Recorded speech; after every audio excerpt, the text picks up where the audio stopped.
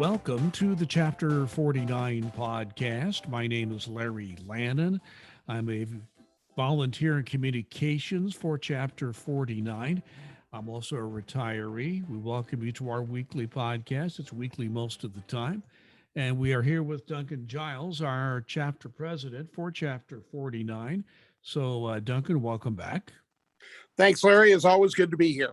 And we are chock full of subjects. Some time, because we started this podcast after COVID hit. Well, after COVID hit, I'm waiting for the time where you and I can start the podcast and say, nothing's going wrong, everything's fine. We're just wanted to let you know. Bye for now. Amen to that. I would love that type of podcast. But we haven't been even close to that after over a year of this. So we shall move forward and go with our podcast. We're going to start off this, and I think it's the same lead story we had a week ago. That's the debt ceiling and government shutdown. You may recall we talked about that before. It was a last-minute deal that was reached in the Senate to it's not a solution, but a temporary fix. So the government will not shut down, the debt ceiling will not be reached, but that extension only goes through early December. The deadlines are a little bit, not exactly the same day, but they're pretty close to the same time. And each one has its own ugly aftermath. So we talked about the last time we talked, I asked you what your view was as to whether or not the Congress and the president could come together on this. It doesn't look good now, but it didn't look good before, and a last-minute deal was reached, even though it was temporary. You've been reading a lot about this, and so have I. What's your best guess as where we're going on this?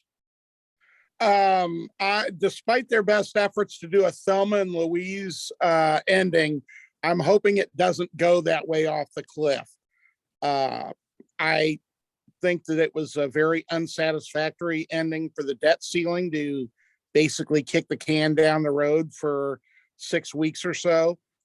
We've got the government shutdown still looming December 3rd, unless they pass another short-term bill or actually pass an appropriations bill, and that would scare all of us, I think. I don't like it when either party plays games with either the work of the federal government or the debt ceiling. And, when you hear things about, well, we don't want to pass this because we don't want it to, we don't want it to pay for these things in the future. The debt ceiling's about, as I've said before, stuff in the past. It's already been passed. So it doesn't matter whether you're a Democrat or Republican. Everybody's got a piece of this action, and it just needs to be passed so that the faith of the federal government can go forward. As to passing an appropriations bill, it's obviously needed. Just for those of you who are not fans of classic films, let me tell you what he means by his Thelma and Louise. I hate to give you a spoiler, but this film has been out for a long time. They end the film taking their car and literally taking it off a cliff. And we all know what happened after that. So what Duncan is trying to say is we don't want this to end like Thelma and Louise. So I think I laid it out pretty clearly there, don't you think? Absolutely. Yeah, we just want to make sure that Congress does what it needs to do. Period. Well, and it's their job to come up with a budget. It is a job for them to raise the debt ceiling. And if they simply say, I'm not going to raise the debt ceiling, I'm taking my ball and going home, the game stops. And it stops pretty tragically. It's not funny. It stops pretty tragically for not just the nation, it's the world. This is a worldwide issue if we don't raise the debt ceiling. I couldn't agree more. It crashes markets, bond markets, central banks, everything you can think of that is traded or tied to the world economy as we know it today would crash if we don't raise the debt ceiling. So it's not like a government shutdown, which is bad. Don't get me wrong, it's bad enough. Debt ceiling is much worse. And I just have this feeling that even if some people say there was a famous quote from Ronald Reagan Ronald Reagan ran for governor of California in the early 60s, and he made it clear he's not going to have any tax increases while he's governor. His feet were in concrete. He was never going to do it. Well, it was pretty clear as California was growing fast, he was going to have to raise taxes. And the press was all ready to pounce on him. And he walked up to the rostrum for his news conference to give his opening statement. He looked at the press corps and said, "What you are seeing today is concrete crumbling around my feet." In other words, yeah, I did say that, but I'm going to have to say I can't stand by that anymore. Things have changed. I have to change my view on that. So I think that we have to keep an eye on this, and I do think that the banking world and the business community, and quite frankly, the international economic system, will wield tremendous pressure on the Congress to get this done, or just do what I think should have been done years ago. If you look at the history of it, there is no need to have a debt ceiling at this day and age. Just eliminate it. That would make way too much sense. It's been brought forward at different times by members of both parties, but apparently that makes way too much sense, so that can't work. So we just want to keep people aware of the fact that those time bombs are ticking out there. We're in mid-October now, and once we get through the month of November, if there's no resolution to this, we'll have another time at the precipice, and we'll just have to watch it very carefully and see what happens when the government and their elected officials get to that point. So let's move on to what's been the main topic of conversation for us for many, many months, and that is the vaccination mandate, actually weeks and months recently. The vaccination mandate that came out from a presidential executive order. We've been getting bits and pieces of guidance from the White House and their Safer Workforce group for several weeks now. And we have some new developments. And Duncan, I'd like you to catch us up on that. Yeah, I was going through the IRS headlines from October 13th, as well as the NTU website's FAQs, and just some things I wanted to bring up to people to make sure everybody understands where we're at, where we're going. As of the 13th of October, more than 78% of IRS employees had been fully vaccinated. 95% had reported their status on HR Connect. And that's something that's very, very important, because you want to make sure, even if you don't agree with again, I'm not talking about agreeing with the vaccination mandate, not agreeing with it. Everybody's going to have their own personal opinions. I understand that. I get that. I empathize.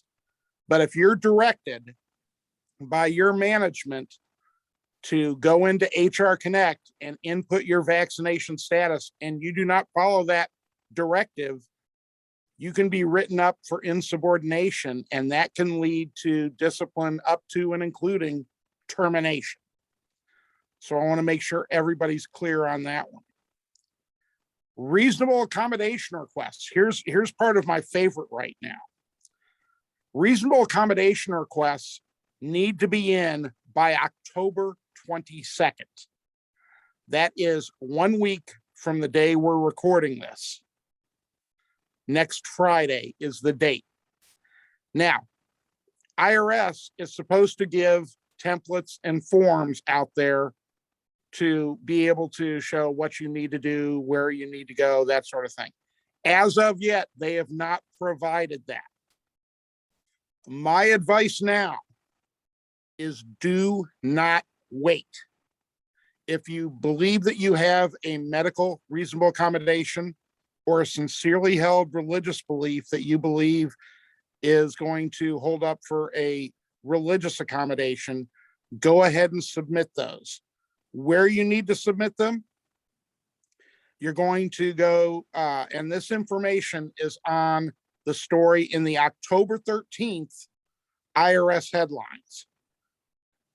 You'd need to submit it to asterisk RA form 13661, and that's the form you'll need for the medical documentation at irs.gov. And for the religious, it's going to be asterisk EDI disability benefit, EDI disability branch, excuse me, at irs.gov. And again, both of those are linked on the October 13th IRS headline story about vaccinations. That's where I would recommend people get those. And I would go ahead and submit them. On the NTU website for NTU members, another benefit going to that FAQ line, that FAQ page, easy for me to say on a Friday afternoon. You need to go down and take a look at the examples they give on the templates of exactly what you'll need, because you're going to need documentation from a medical professional for a medical disability. And that's going to have to be quite specific as to exactly what medical conditions you have that would not permit you to get vaccinated. And I would also assume that the reasonable accommodation coordinators are going to ask for a form so that whoever the IRS uses for medical verification, whether it be federal occupational health, FOH, or if they contract with somebody else for this, that they are able to talk to your doctor to doctor to, if they have any questions, which they probably will. On the religious accommodations, you're going to have a great deal of documentation.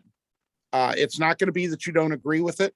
It's not going to be, that you just don't think it's right, that you've heard that it's the sign of the beast or whatever it is.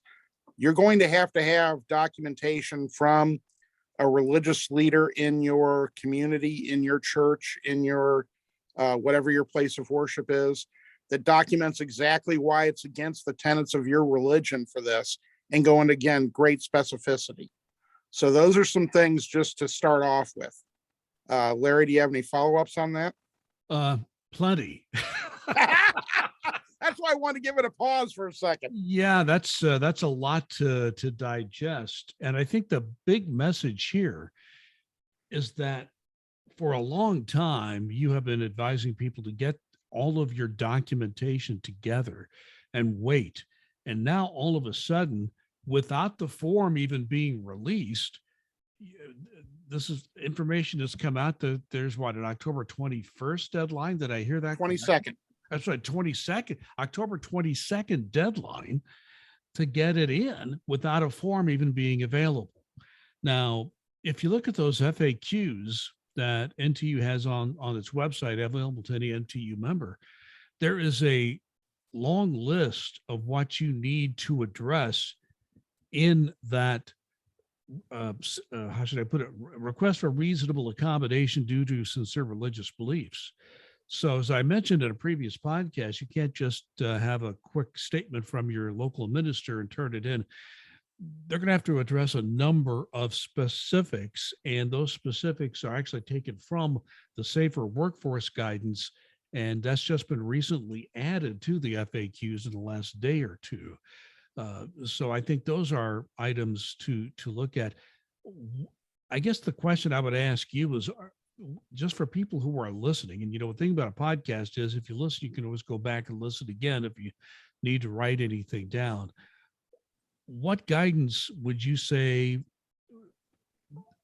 people need to have as they prepare to file for these reasonable accommodation requests? What's in as much specificity as you have available to you? What will these federal employees at the IRS need to submit to try to make their case for a reasonable accommodation, either medical or sincerely held religious belief? With the medical, it's going to be fairly easy. They're going to need a statement, like I said, from their medical professional stating exactly why they can't get a COVID immunization shot.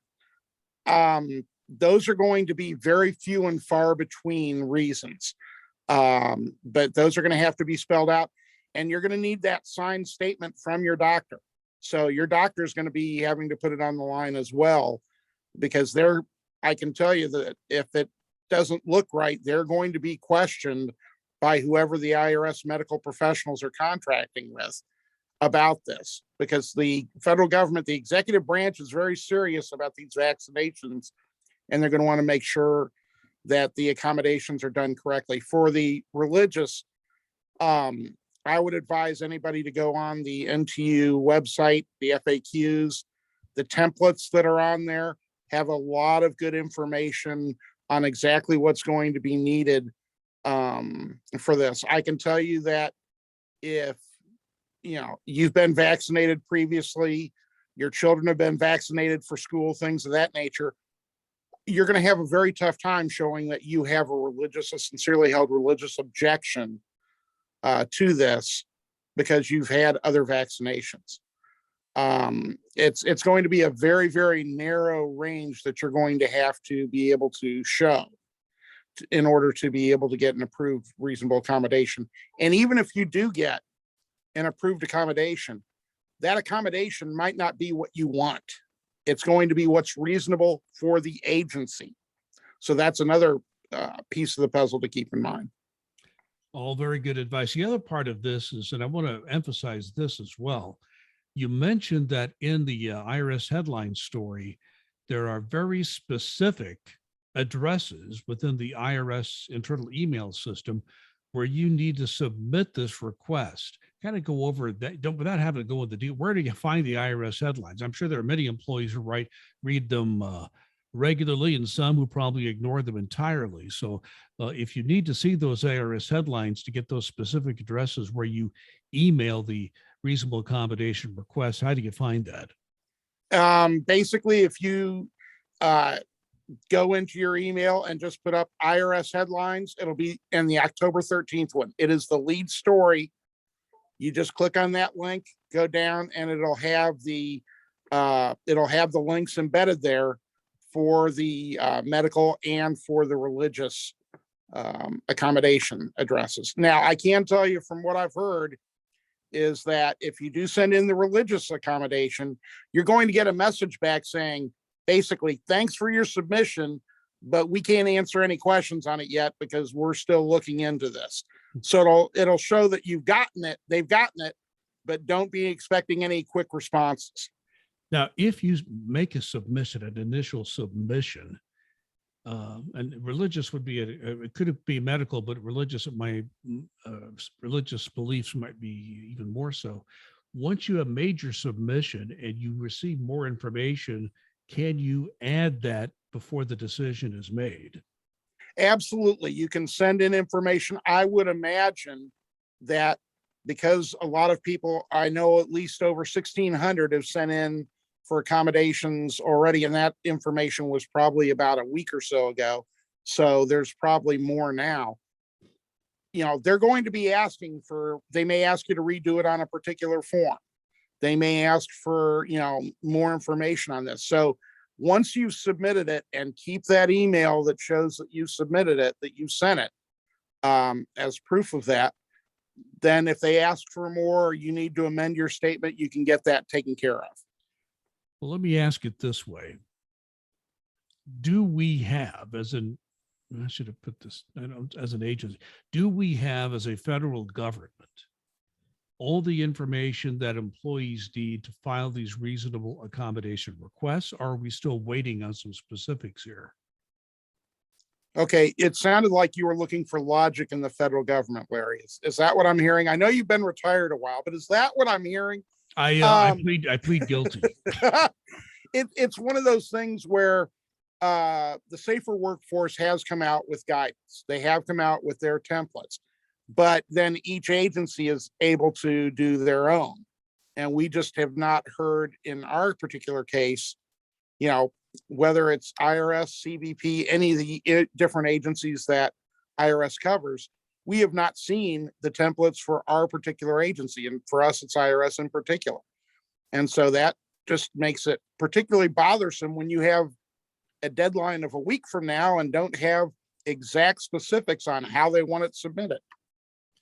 All right. So do the best you can with the guidance out there. The best guidance as far as putting in your reasonable accommodation request would be the FAQs on the NTE website, which is available to any member who registers as a member on the nteu.org. So that's the best guidance. And of course, I'm sure people will not hesitate to send you questions on all this. Absolutely is, and happy to answer them. Now I'm going to go a little bit into some other areas of the vaccination timelines. I want to make sure everybody understands where your timeline is. And this is anybody in the executive branch. If you're getting the one shot from J&J, you must have it by November the 8th. But you're talking about the first shot, correct? Well, J&J is just one shot. Correct, but you're talking about either first or I'm going down the guidelines here. Okay, I'm sorry. So I'm jumping ahead of you. Go ahead. Yes, you are, sir. J&J is just the one single shot, has to be done by November 8th.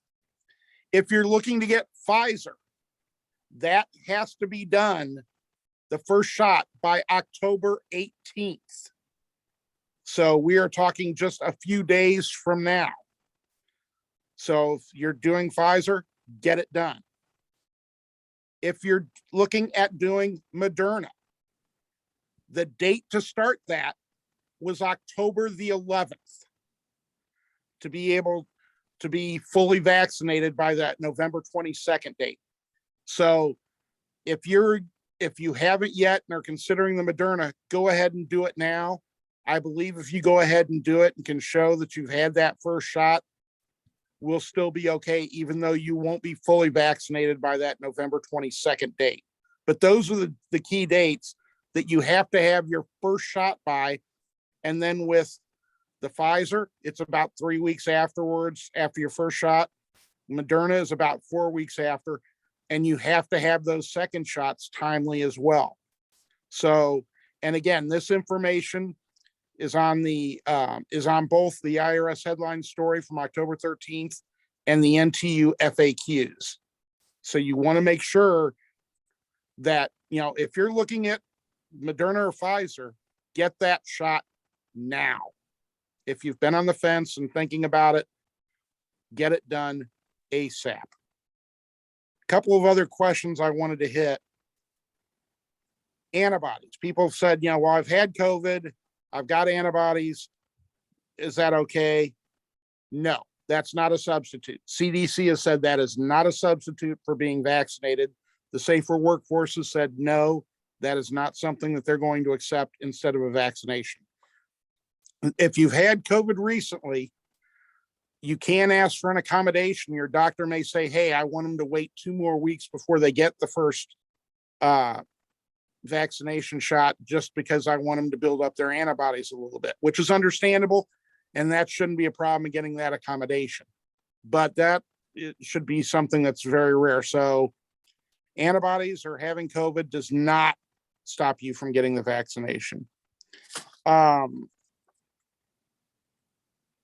Discipline.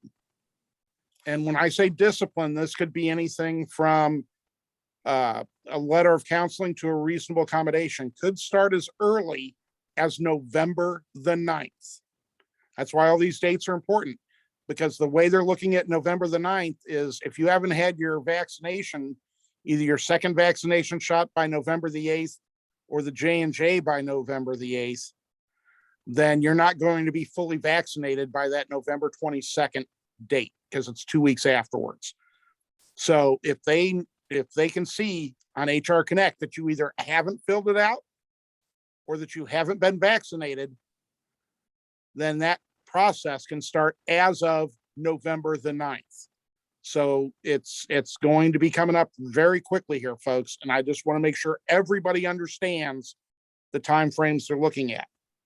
And again, what they're going to be doing is they're going to be doing somewhere between, again, we haven't been told this by IRS, but from what I'm understanding, from what I'm hearing from my sources, is they're going to be looking at first a letter of counseling to a reasonable accommodation, or a letter of counseling to getting you a reprimand. If you haven't gotten your shot within 5 days after that, they're going to be proposing a 2-week suspension.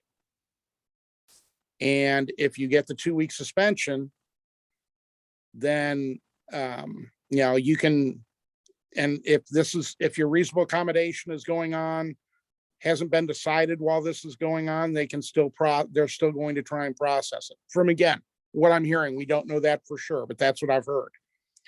If your reasonable accommodation is denied during this process and you appeal the reasonable accommodation, they're going to go ahead with this discipline, because they're going to say, your reasonable accommodation has been denied. We are telling you that you need to be vaccinated as part of this emergency action, which is what the president's declaration is all about. So then you can, they can discipline while this is being appealed. So it's just very important to adhere to these deadlines, because after after a 2-week suspension, if you still have not taken steps to start getting vaccinated, then you're going to be looking at termination. Now, the other parts of this are, if you get a 2-week suspension and you usually get an award, that award's going to be gone. It's out. It's done, because they're going to look at this as part of the misconduct screening that they do. So not only would you cost yourself the 2 weeks, but you would also cost yourself the fact that you wouldn't be getting an award, which, with the awards going up to 2%, could be a considerable sum as well. And the other thing I've heard is, will they take my pension if I don't get the vaccination and I get fired? No. Again, this is covered in the NTU FAQs. It has to be something, a huge crime, treason, something of that nature, for them to take your retirement away. So you'd still be entitled to your retirement when you're eligible, if you are terminated for not getting vaccinated. And if you're not eligible for retirement at the time of the termination, basically you just get your contributions back. Isn't that the way it works? Well, you can leave them in there. It depends on if you've been here for 5 years or not. If you've been here for 5 years, you can leave it in there. Still get your, the TSP at that, later time, and your retirement once you hit age 62. Okay, so if you've been here 5 years, there's a possibility of some sort of retirement down the road, even if you leave. Correct. So, and the other part is, if you're close to retirement, how does that work? If you're close to retirement, but not quite there? Yeah, basically they have said, because originally NTU was pushing and saying, look, if somebody's going to be retiring at the end of the year and they don't want to get vaccinated, why is it that we're going to be going after these people if they're going to be leaving anyway in a month or so? Originally, the Safer Workforce was saying, no, it doesn't matter. Now they've said, if you're going to be on leave, basically, if you're going to be on leave from November the 9th until the date you retire, then no action will be taken. So if you're planning on retiring on December 31st, you'd have to be on leave from November the 9th to December 31st before they'd start taking action to stop them from taking action. That's a very interesting point, because in the past, management has not been prone to approve leave right before you retire. They used to call that terminal leave. I don't know if they still call it that. And that was frowned upon. Now, perhaps that's changed. No, it hasn't changed. That was what was interesting about the advice on that. It's like, okay, so if they take terminal leave, but they're not supposed to take terminal leave, and again, it's just one of the fun contradictions of the federal government. I was thinking that the Safer Workforce was looking at this as a short-term thing. If you're looking at retiring around Thanksgiving of this year, then maybe they, and going to be on leave from November 22nd to Thanksgiving, then they wouldn't have to do that. Wouldn't have to start the process. And I'm guessing there are situations nobody's even thought about yet. There are so many variables out there. I don't think anybody can contemplate all of them. I think this is going to be a huge, huge deal. I think that they're going to get many more accommodation requests than they originally realized. I don't know how they're going to be able to do these quickly and timely. And that's going to be playing a part in employees' discipline. So, and again, I think that it's going to be, and people said, well, I know my manager, or I know boss's boss and they like me and they'll be okay. This is going to be decided at a much higher level. This might not even be decided at IRS. It's very possible they could be taking a look at this at Treasury. So it's going to be out of everybody's hands in IRS, or, in will be some executive that you don't know. So don't count on, the friendships that you form, the help that you've given a management official in the past to help you out on this, because they're going to be very, very standardized in their requests. They're going to have to be, because they don't want to see a bunch of, basically saying, hey, that's an equitable treatment, and coming from all over the country. They are smart enough to realize that. I think we could go on for 2 more hours, but we better cut it off here. And I'm sure you will continue to get questions about this, although you are one of those people scheduling your use or lose leave. So you'll be taking some leave. If you're not available, check with another steward. Our chief steward, Gail Groves, is of course generally available. Before we go, a couple of quick hits. First of all, the open season is coming closer for healthcare plans. When does open season begin and end? Open season ends in November the 8th, or open season ends. Season starts on November the 8th, ends in the middle of December. And again, as we've talked about, for NTU members, we'll have the consumer's checkbook, which is a really great tool. And I urge everybody to take a look at their health plan. There's one big one. I'm not going to mention any healthcare plan names. Great healthcare, great plan, but very expensive compared to others, where you get similar benefits, similar prescription costs, similar things, So I urge everybody, check with your doctor's office, take a look, see what coverages they do accept, because you may be surprised and you can save yourself some money. And we'll get more into this once open season is open. Yeah. Duncan, you're a one man most in need of a little vacation. So please feel free to take some. You've been a busy guy. All this is really, all chapter presidents, I'm sure, with all the vaccination mandate issues on top of everything else you deal with on a regular basis, it's been tough. Want to mention quickly that we did receive information on cost of living, or COLA, which is an acronym, COLA for cost of living. The cost of living adjustment will be the biggest in many, many years, since about 2008 or 9. For Social Security and CRS retirees, 5.9%, just a tick below 6%. But one thing that everyone needs to know, if you retire on FERS, if inflation gets over a certain level, I think it's like 2% see, they're together if it's a low inflation rate. When we get this high, FERS is limited. They have what they call the diet COLA. And the FERS change is going to be 4.9%. You get an increase, but it's a percentage point less than what CSRS and Social Security. Of course, most people on FERS also get Social Security, but I think everybody just needs to be aware of that. Absolutely. And, this is different. The cost of living is based on, the inflation, where our pay raises are not. Our pay raises are dictated by what the president proposes and what Congress passes.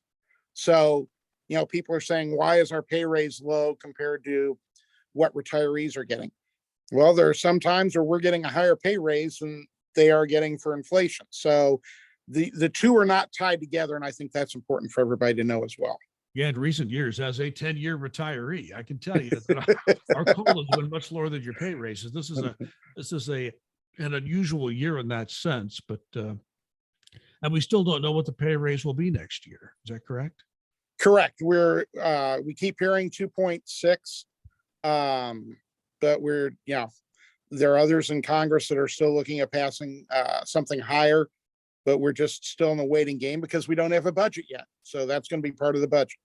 One last thing we want to talk about, somebody I have known for many years, as I was a federal employee and since I've retired.